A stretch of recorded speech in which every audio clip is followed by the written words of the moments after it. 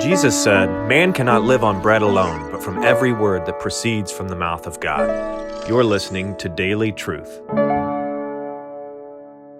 Jesus, in his earthly ministry, by his active obedience, that is, fulfilling all righteousness in his life, by his passive obedience, that is, his substitutionary death, dying on the cross in my place, not merely as a moral example of sacrificial love, but dying as a propitiation, as the Lamb of God who takes away the sins of the world. By his active obedience in his full righteous life, his passive obedience in his substitutionary death, and his bodily resurrection, that God would not let his Holy One see decay, but rather rose him on the third day from the grave, and his glorious, majestic, conquering ascension to the right hand of God, the Father Almighty, where he is now sat down. It is finished. And one by one, his enemies subjected under his feet. It's the same principle. What Jesus did by his life, death, resurrection, and ascension is that he came to earth and he bound the strong man. Now, the strong man still has a lot of minions left in the world. And the strong man, to make it plain, speaking of Satan, woe to you, O earth, for the devil is cast down to you. The devil was cast down to the earth. In a sense, the earth became his house. How? Well, everything that happens in a covenantal framework.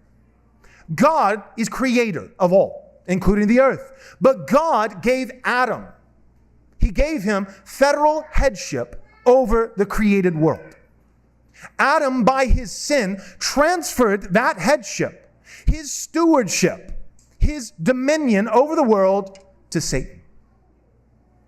But Jesus came, the second Adam, the last Adam, the better Adam, and he came and took it back. And he bound Satan. Now listen, Satan is bound, but he has not yet been cast into the lake of fire. You might think, well, but Satan roars like he prowls around like a roaring lion, seeking who he may devour. And he's still in the business of devouring. But there's a categorical difference in real time, real human history. Something happened 2,000 years ago.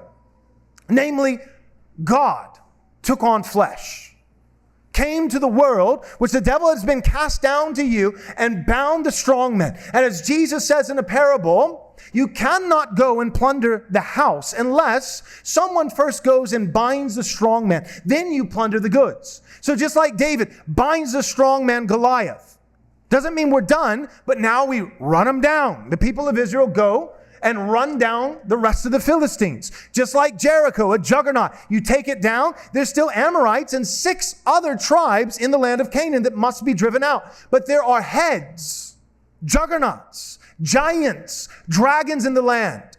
And when they're slain by the grace of God empowering his people, life comes back to the people of God. The people who were previously fearful, previously shuddering, previously unbelieving in God's promise.